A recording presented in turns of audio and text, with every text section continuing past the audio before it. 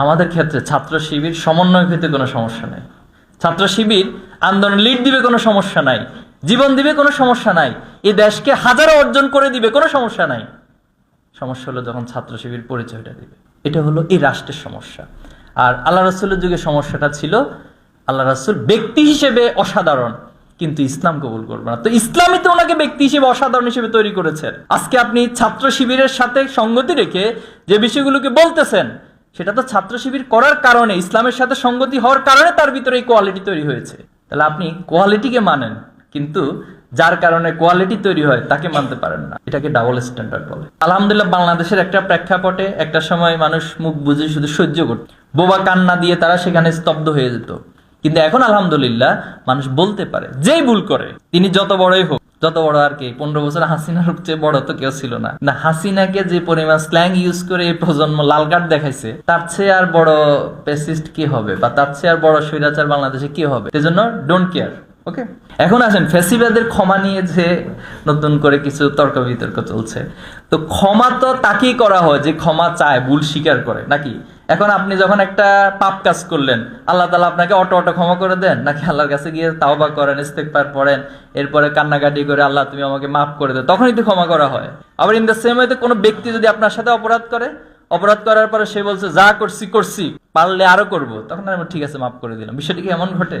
না, বিষয়টা হচ্ছে তাকে আগে তো ভুল স্বীকার করতে হয় যে আমি যে গণহত্যা চালাইছি, আমি যে অন্যায় করছি, মানুষের উপর জুলুম করছি, এটা আগে স্বীকৃতি দিলাম, ইনশাআল্লাহ আমি এখন থেকে ভালো হয়ে যাব। তখন এবার প্রশ্ন আসবে যে তাকে ক্ষমা করা হবে কি হবে না, নাকি শাস্তি দেওয়া হবে। কিন্তু সে তার অলরেডি আমরা যেটা দেখতেছি তাদের অনলাইন অ্যাক্টিভিজম এরপর অন্যান্য জায়গায় তারা বলতেছে তারা গণহত্যা চালাই নাই, এখনো পর্যন্ত তারা ওই কি বলে মেট্রো রেল নিয়ে কান্নাকাটি করতেছে। কিন্তু দেখছেন কিনা আপনারা, মেট্রো রেল নিয়ে, বিটিভির ভবন নিয়ে কান্নাকাটি এখনো তারা করতেছে। তো সে ব্যক্তিগুলো, তাদের সামনে হাজার হাজার লাশ, হাজার হাজার মায়ের আহাজারি, হাজার হাজার গুলিতে আমরা ওই সময়তে আমরা ভিডিওগুলোতে দেখেছিলাম অনলাইনে বিভিন্ন চ্যানেলগুলো। তো তারা এখনো পর্যন্ত অহংকার এবং উদ্ধত্ত প্রকাশ করতেছে। তাহলে তাদেরকে তো ক্ষমার প্রশ্ন কিভাবে আসে?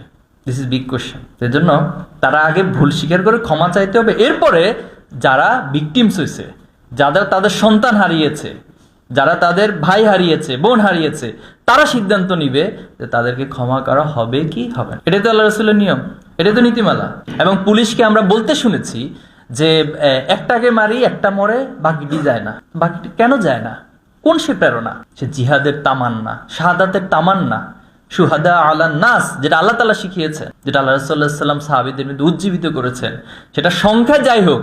দেখেন, আবু সাঈদের হাতে তো কোনো মরণাস্ত্র ছিল না, কোনো আধুনিক কোনো অস্ত্র তো তার হাতে ছিল না, সামান্য একটা আইকনিক লাঠি ছিল, কিন্তু তার বিপরীত পাশে কি ছিল?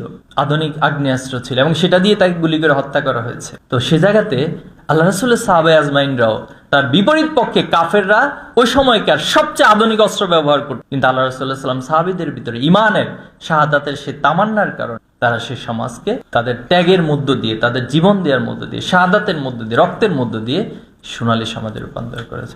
আল্লাহ রাসূলুল্লাহ সাল্লাল্লাহু আলাইহি ওয়াসাল্লামের সিরাতের সাথে, সিরাতের যে স্পিরিট, সেটার সাথে আন্দোলন স্পিরিটের একটা গভীরতম সম্পর্ক রয়েছে। দায়িত্ববোধের জায়গা থেকে আল্লাহ রাসূলকে উপলব্ধি করে, এই জীবনীকে উপলব্ধি করে, সিরাতকে উপলব্ধি করে এই সমাজ রাষ্ট্র গঠনের জন্য একটি সোনালী সমাজ বিনির্মাণে আপনারা ভূমিকা রাখবেন ইনশাআল্লাহ। এরপর আল্লাহ রাসূলুল্লাহ সাল্লাল্লাহু আলাইহি ওয়াসাল্লাম এখানে আরেকটা বিষয়, বুনিয়ানুম মারসুস, তারা সীসাডালা প্রাচীরের মতো হয়ে যাবে, তারা একজন আরেকজনকে ফিল করবে। সেই ফিলটা আমরা দেখেছি যখন আবু সাঈদকে মেরে ফেলা হলো, শহীদ করে দেয়া হলো, তখন আমরা যারা ছিলাম আমরা বলছি উই আর আবু সাঈদ। এবং একটা ছোট্ট শিশু আমরা দেখেছিলাম যে পুলিশের দিকে তেড়ে যাচ্ছিল।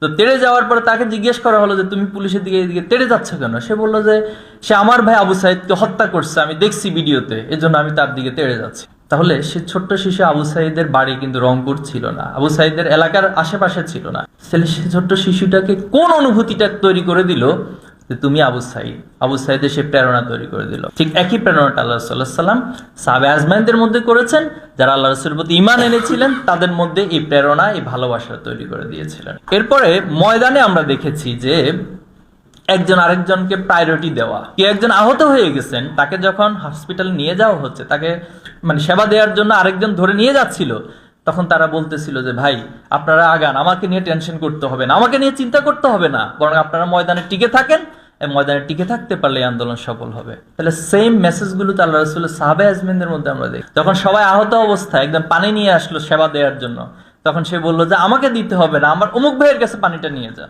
তাকে গিয়ে সেবাটা দিন, যাতে করে সে সুস্থ হলে এই আন্দোলনের জন্য এই ময়দানে সে ভালো ভূমিকা রাখতে পারে। তাহলে আল্লাহ রাসূল সাল্লাল্লাহু আলাইহি ওয়াসাল্লামের যে শিক্ষা, যে চেতনা, সেটা আমরা আজকে এই 24-এর আন্দোলনে বাংলাদেশের ছাত্র সমাজের, সেটা বাই নেচার হোক অথবা সেটা